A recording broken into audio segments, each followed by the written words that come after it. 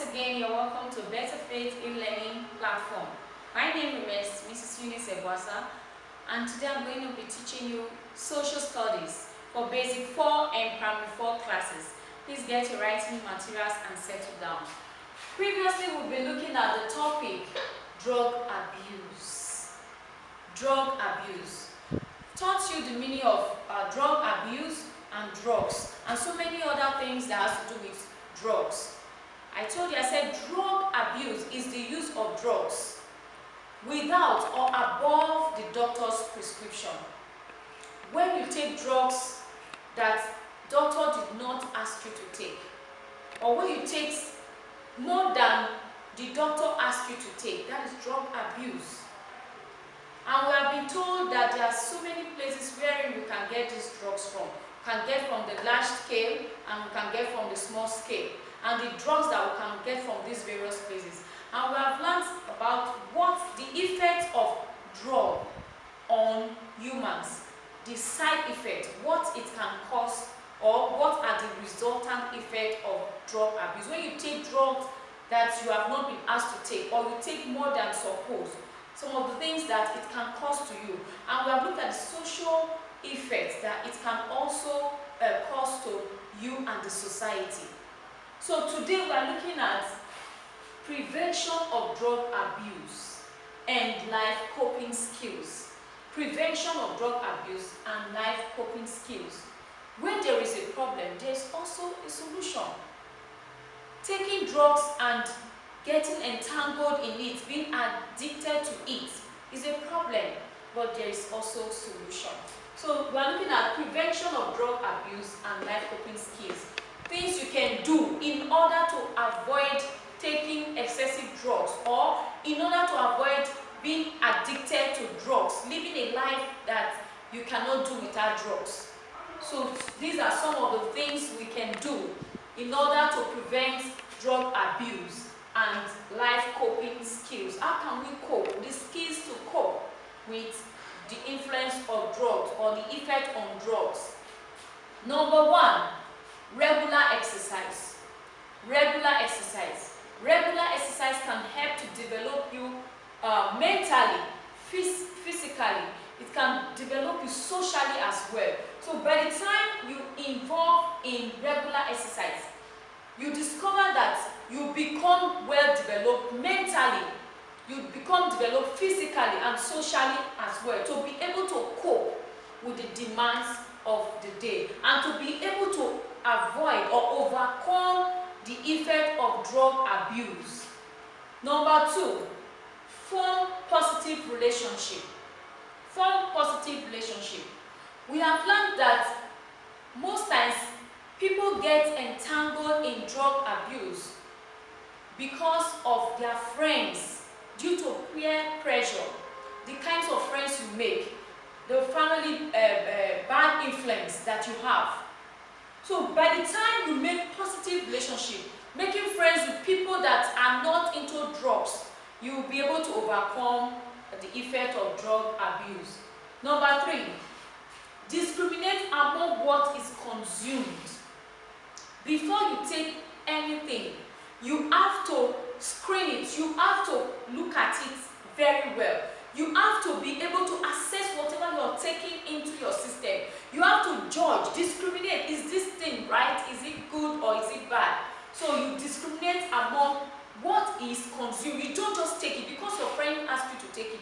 You take no. You have to judge. You have to look at it, if it is good for your health or not before consuming it. Number 4, avoid dangerous activities.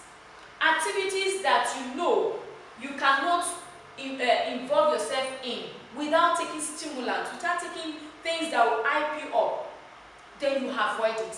If you know you cannot do it without stimulants, I've told you stimulants are drugs, substances taken into the system that will make you to behave abnormally, that will make you to act, you act abnormally, you behave in a very different, a strange way. But once the influence of the stimulant is over, you go back to yourself. So if you know you cannot do without stimulants, you avoid such activities. So avoid dangerous activities. Visit the hospital. Visit the hospital. Instead of taking drugs without the doctor's prescription, you have to visit the hospital where you will meet a doctor, a well-trained doctor, who will diagnose you and then know what the problem is and prescribe the right drug for you, instead of taking drugs that are not fit for your condition or for your system. Some persons take drugs that harm them. Some people do not know how their internal organs are, but when they take drugs that are harmful, it worsens their problem or it triggers that particular condition, health condition. So instead of taking drugs indiscriminately, you have to visit the hospital. What are the non-governmental organizations that help to promote physical and social well-being? Apart from the government, there are some well-meaning non-governmental organizations. When you talk of non-governmental organizations, we are talking of certain persons that have come together on their own without the influence of the government to be able to affect lives positively. So these are persons that come together to better the lives of people. So there are some non-governmental organizations which help to promote physical and social well-being of people. Let's look at them. Number one is the Red Cross. We have the Red Cross. Red Cross is an NGO, is a non-governmental organization. We have Boys Brigade, we have Boy Scouts, we have Girls Guide for the girls. You can join this group. It's very helpful. It helps to develop your physical and social well-being. We have a Rotaract or the Rotaract or the Rotary Club. But this one is for adults, for your parents. Then we have religious organizations.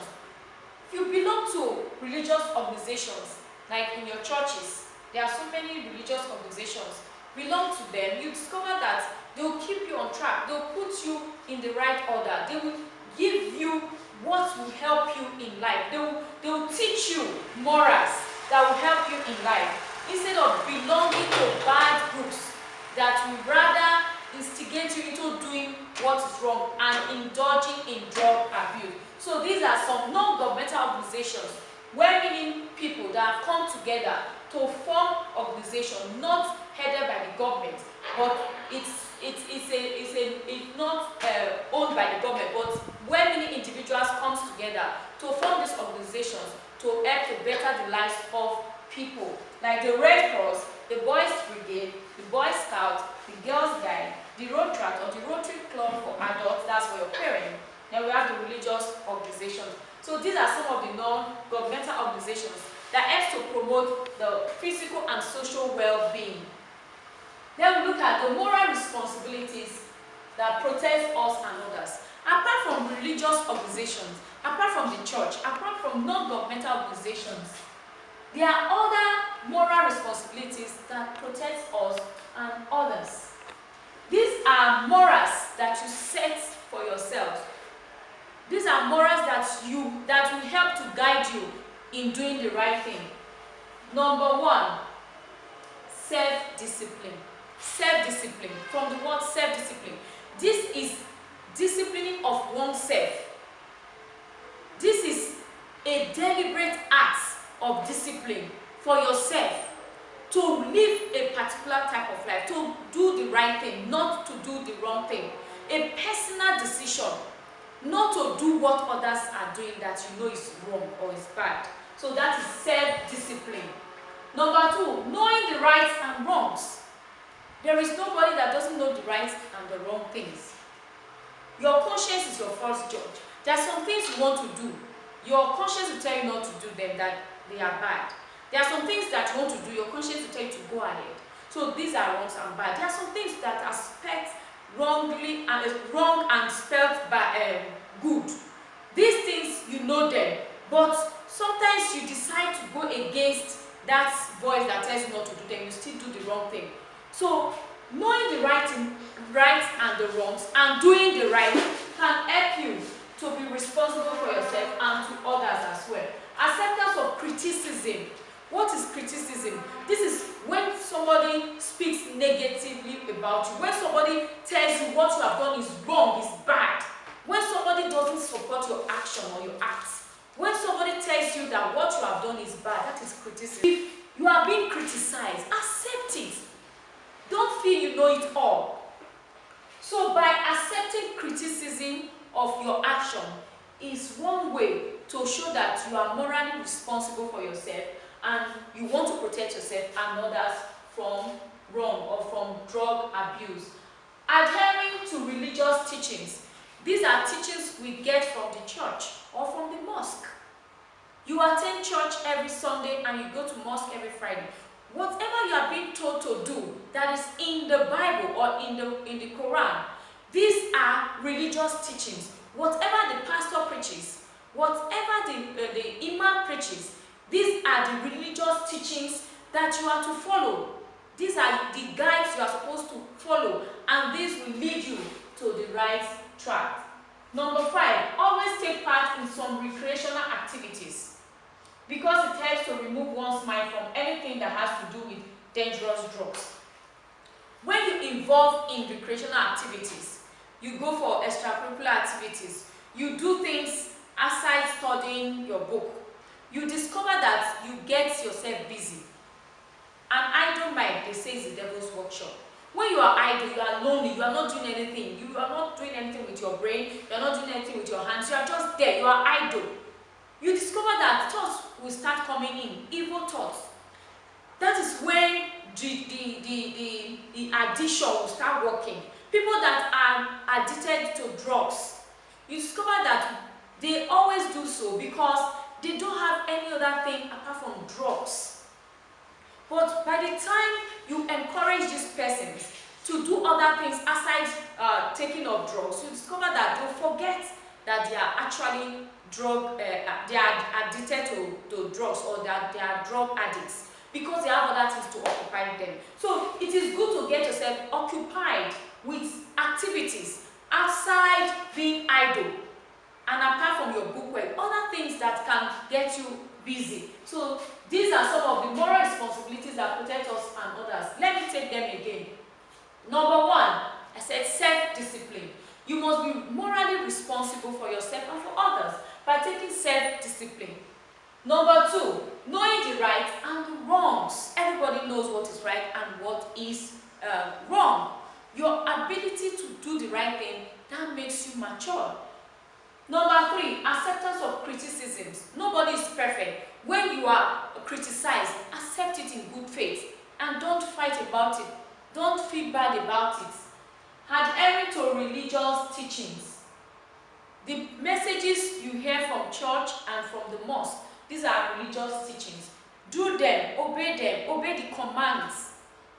Just like the Bible says, obey the commandments and the Quran as well. Number 5, always take part in some recreational activities because it helps to remove one's mind from anything that has to do with dangerous drugs. Don't be idle. When you are busy doing things, you discover that the effects of drug abuse will begin to wear away from you. So these are some of the things you can do for yourself and for the society in order for you to be morally responsible. Please don't forget that we have been dwelling on drug abuse. And drug abuse means to take drugs without or above the doctor's prescription. And it is not good to do so. So please practice these exercises on your own. Number 1, mention 3 non-governmental organizations that promote physical and social well-being. Number 2, state 3 behaviors that promote physical, mental, and social well-being. Number 3, list 3 moral responsibilities that protect us and others. Let me take it again. Mention 3 non-governmental organizations that promote physical and social well-being. Number 2, state 3 behaviors that promote physical, mental, and social well-being. Number 3, list 3 moral responsibilities that protect us and others. Please practice these questions and stay good. Bye for now.